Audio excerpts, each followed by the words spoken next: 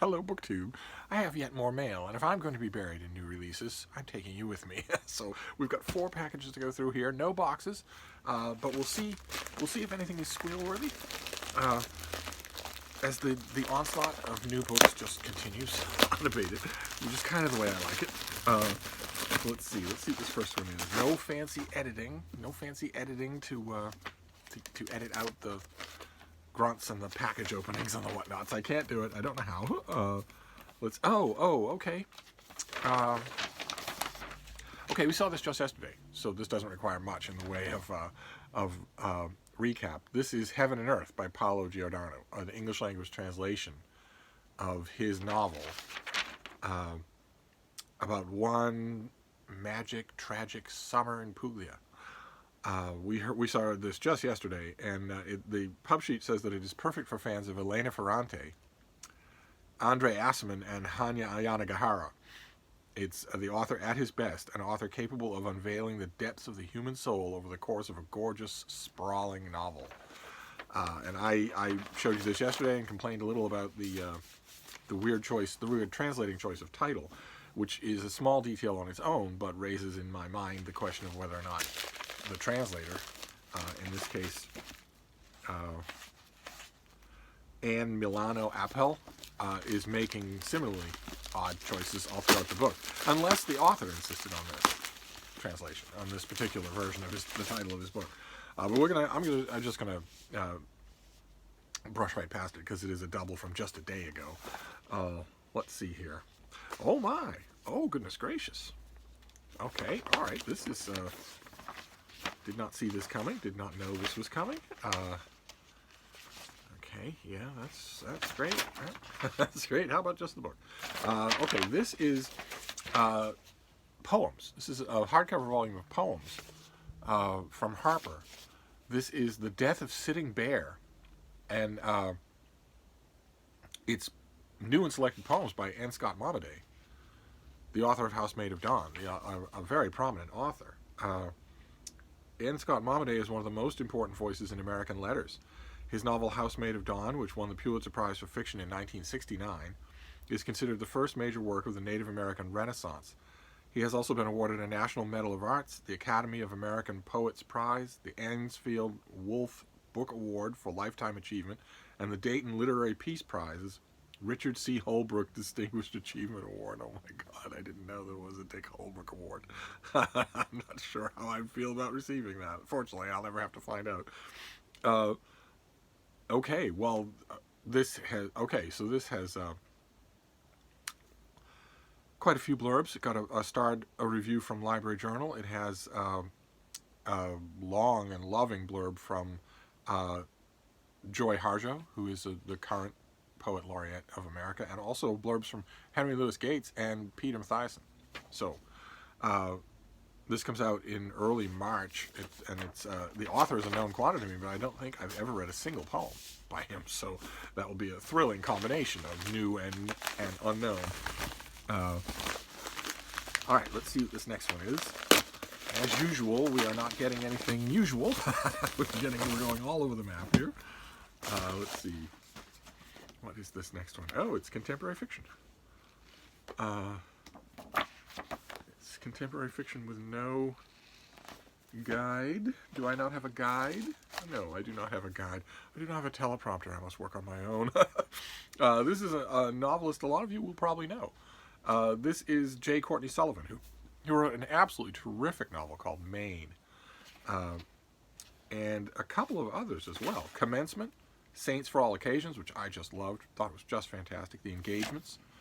And this is her new book, which comes out in June. This is Friends and Strangers. I wonder what its more interesting original Italian title was. Let's see. I don't have a pub sheet for you. Elizabeth, an accomplished journalist and new mother, is struggling to adjust to life in a small town after 20 years in New York City. Alone in the new house with her infant son all day and awake with him much of the night, she feels uneasy, adrift, as well she would. Why on earth would you leave New York? She neglects her work, losing untold hours to her Brooklyn Moms Facebook group, her influencer sister's Instagram feed, and text messages with the best friend she never sees anymore. Enter Sam, a senior at the local women's college who is hired by Elizabeth to babysit. Sam is struggling to decide between the path she's always planned on and a romantic entanglement that threatens her ambition. Sam is a woman. And Sam is by my estimate, conservatively speaking, the 170th prominent character in a new contemporary novel who is female and has a male name. I don't think, in fact, that I've encountered, outside of the romance genre, I don't think I've encountered a single prominent female character who does not have a man's name. Maybe it's short for Samantha. She's worried about her student loan debt and what the future holds. In short order, Sam and Elizabeth grow close, but when Sam finds an unlikely kindred spirit in Elizabeth's father-in-law, the true differences between the women's lives become starkly revealed, and a betrayal has devastating consequences. Interesting. So the pub sheet is referring to this as a masterly exploration of motherhood, power dynamics, and privilege in its many forms. And Saints for All Occasions got lots of... Janet Maslin loved it, Emma Straub loved it, Kim Hubbard loved it, Ron Charles of the Washington Post loved it, Sam Sachs of the Wall Street Journal loved it. Okay, so lots of people loved Saints for All Occasions, and so did I. I thought it was fantastic, but I don't think I reviewed it, so... that's great. Fantastic. Okay, so a new novel from an author I know I like. A new work of contemporary fiction.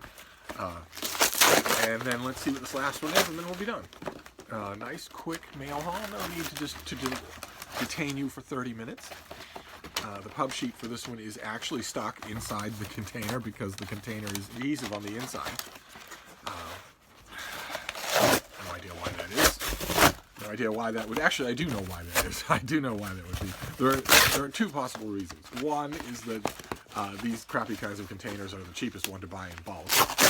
And two is some sort of idea somewhere along the line in somebody in procurement or in the busybody part of management that the more trouble the package is to open, the more it will demand the individual attention of whoever is paying attention to it.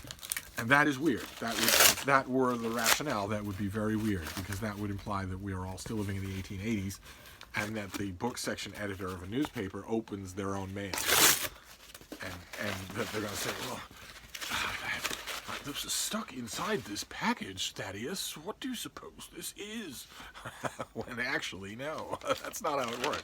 I do it on this channel, but anyway, let's see here. Oh, no, it's more contemporary fiction. Okay, so there's a lot of contemporary fiction here. It's just one work of poetry, and all the rest is fiction. And this is another name that probably needs no introduction. This is a novel coming out in June.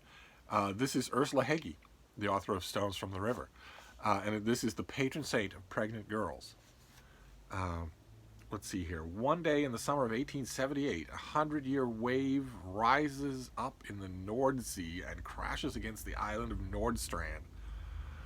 3 mothers stand on the shore. Sabine, the seamstress who has come to town with the traveling Zirkus. Tilly, still just a child herself despite her swollen belly, living under the care of the St. Margaret's Home for Pregnant Girls. And Lottie, whose 3 eldest children are swept away by the sea. Their lives are bound together by this incredible loss. The 3 mothers must grapple with questions of grief, longing, and renewal in a shattering new work of historical fiction from award-winning author of The Stones from the River.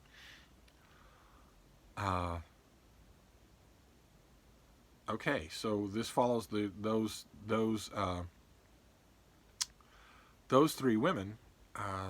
It looks like this is going to be another fictional exploration of the bonds of motherhood and the dynamics of power. Okay. Well, this comes out in June, so it and Friends and Strangers and Heaven and Earth I don't need to worry about. At least Patron Saint of Pregnant Girls is not called Storm Tossed or Storm Tide or something like that. It's got a slightly more memorable title than Friends and Strangers or Heaven and Earth. But there you go. That is our mail haul. It's almost all fiction. It's Patron Saint of Pregnant Girls by Ursula Heggie. It's Friends and Strangers by J. Courtney Sullivan. It's Heaven and Earth by Paolo Giordano. And then one bit of poetry.